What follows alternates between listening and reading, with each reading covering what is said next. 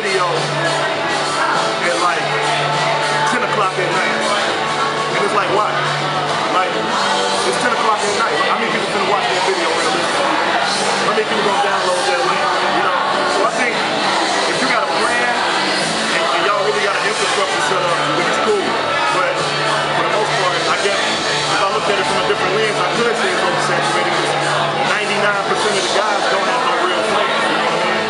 So, and what's that in your position? And what's that is something the artist has like drop a full mixtape, you know what I'm saying? Versus like dropping a single. Well, that's hard for me to say because I really don't play the single game. Like, I think for real, man, you just gotta grow within yourself. It's gotta be something internally embedded in you where you know that you can compete with what's up in the marketplace.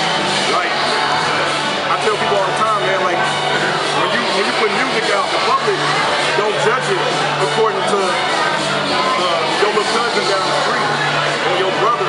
They instantly judging it according to in comparison to the best thing they ever heard. So when you hear a Tough Poe mixtape, somebody out there comparing it to Blueprint 2, somebody out there comparing it to Illmatic, somebody out there comparing it to 8-Ball MJG. Like, they comparing it instantly to whatever is going on in the industry. So like, you gotta ask yourself, like, is this fucking with, if Jay-Z heard this, is this what I want him to hear from me?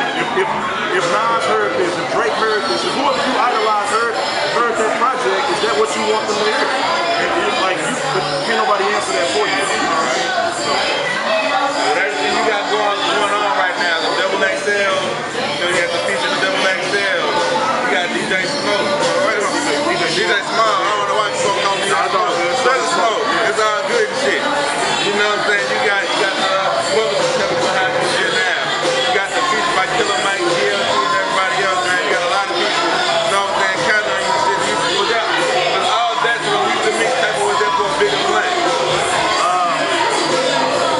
Initially, it wasn't to release the mixtape. When I hooked up with GLC, we didn't really have a plan for it. Like, I wish I would have, because I could have did a little bit more with the record, you know what I'm saying? But that was just one of the things when GL heard the song, we sent it to him and he got on it. And it was just all love. Like, he just a real nigga like that. Like, he just was here, he heard the record, he was fucking with it. But that taught me a lot of games though. And I was like, here, if we don't play ball, let's play ball. You know? So I started doing, I got the feature with Killer Mike, I got a record with the 5'9", I-20, and this reggae dude, like a legendary reggae cat, Peter Morgan. I did want the project, I wanted War Machine 2 to feel like something you had never heard from St. Louis.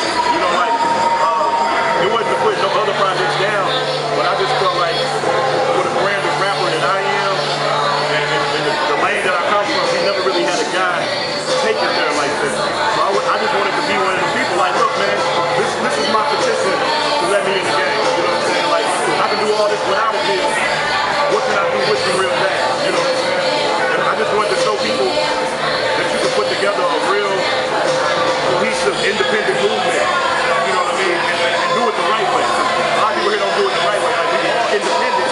But what are we doing that's going to set us apart from the masses? You know what I'm saying? And the features I got, to me, prove that a St. Louis lyricist can get in the ring with some of the best texts in the game. You know, it's easy to do a record with a guy that's known for club music, but let's do some records with some straight rappers and see where I'm at. You know what I mean? I just want to test my talent and see what I can do. I want to know about, what do you feel the biggest problem is with the STL artists that there is in the crowd? Just education, man. Like, we really gotta educate ourselves about the industry. Like, everything works on like a political science level in my mind. So one thing happens in consequence to another thing happens. And you got like, we just gotta educate ourselves, man. Like, I know people who blow dollar after dollar on the wrong thing in the industry, and I'll be like, dude, I could drop game on this cat right here, tell him to go here instead of going there. but that ain't really my job. I'm trying to get it to my connection. So it's like, read about contracts, read about different types of deals. Like, you can get backing behind you without getting a record deal. You know? Read about what to invest in your career. Like, learn about, like you were saying earlier, the analytics. Learn about how to do a press release. How do you contact media publications outside of St. Louis? Like, all of this is stuff that you can do. Like, there's nothing stopping you from doing none of that. You just gotta learn how to do it. And that's the biggest problem you can do right now. I know that was the last question. Fuck that. You had brought up, let's see, 2 Chainz coming to town with Nicki Minaj. You want to say Tuesday? Richard Carter, I don't know if you've seen it on Facebook. There's a guy on Facebook that was going around telling people he opened up 2 Chainz for $200 and he was getting paid. And you guys were upset with that shit. Have you ever been hit with a scam like that? And what's your take on that shit altogether? Paying to perform? Yeah, I mean, paying to perform and then like, it's like a host. Like I said, because the guy they gave him money to, he's not 2 Chainz manager. Fake, huh? Yeah, he's not 2 Chainz manager. They go back to education. That never happened to you though. It almost happened. I ain't gonna say who did it, but it almost happened. But I had a situation where I was talking to pay for a feature, and it wasn't that person. And they was gonna give us a ridiculous deal on it. But I had to dig deep into some research. And I'm like, nah, this is too good to be true. And I found out it wasn't him. We didn't even continue the conversation. But all of that go back to education, man. Like, learn. It's not cool to be dumb, and you're not gonna survive in this industry without learning nothing. Like, I know we might fuck off high school, we fuck off, we don't go to college, but you don't need none of that shit. But if you're gonna be a rapper, my nigga, you gotta get educated about the game. Like, it's just certain shit you're supposed to know when you step into a boardroom and they talking to you. They gonna ask you certain questions, and if you can't answer them questions, they gonna tell you get your black ass the fuck out of here. You know what I'm saying? Like, know what they looking for before they even come to sign an artist. Like, everybody run around trying to get a record deal, but you don't even know the #1 thing they look for before they offer you a deal. Like, it's just a process. Nigga, we just gotta get educated. You know what I'm saying? And I ain't trying to talk like I didn't won a Grammy and shit, because I ain't did shit. Let's get that clear. I ain't did shit. What I'm saying is, he asked me a question in the interview, so I answered the question. This is my opinion on the subject. So, sounds good, man. That's your boy Tell Coach. Check out Movie Scene 2 everywhere.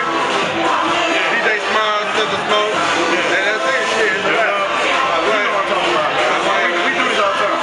But to further elaborate, man, on I think it was the second or third question you asked about the XXL and the team and all that. It is, man. Rule #1 is just get around people that believe in you. Like, I'm blessed enough to have a team and a situation where all my guys, they honestly believe that I make the best music there is. Whether I do or don't, they believe it. And you gotta have people like that in your corner. Like, give your friends jobs. Like, if your homeboys is hanging out with you, give them niggas some duties. Make them niggas your staff members. It ain't to belittle them, but it's gonna take a team effort to push you. Like, instead of your homeboy sit around watching Maury Coleman, get that nigga some flyers to pass out. Tell that nigga go walk the block and hang up some posters on a vacant building. Like, everybody around you gotta live it. They gotta breathe it. You know what I'm saying? And that's gonna help you take your shit from here to here to here. Like, it's gotta be a process. You know what I'm saying? Like, if your niggas don't believe in you, ain't nobody else gonna believe in you. Like, your friends, your family, you gotta turn them into workers. That's just my opinion. I'm done. Wait a minute, go. Make sure I got it.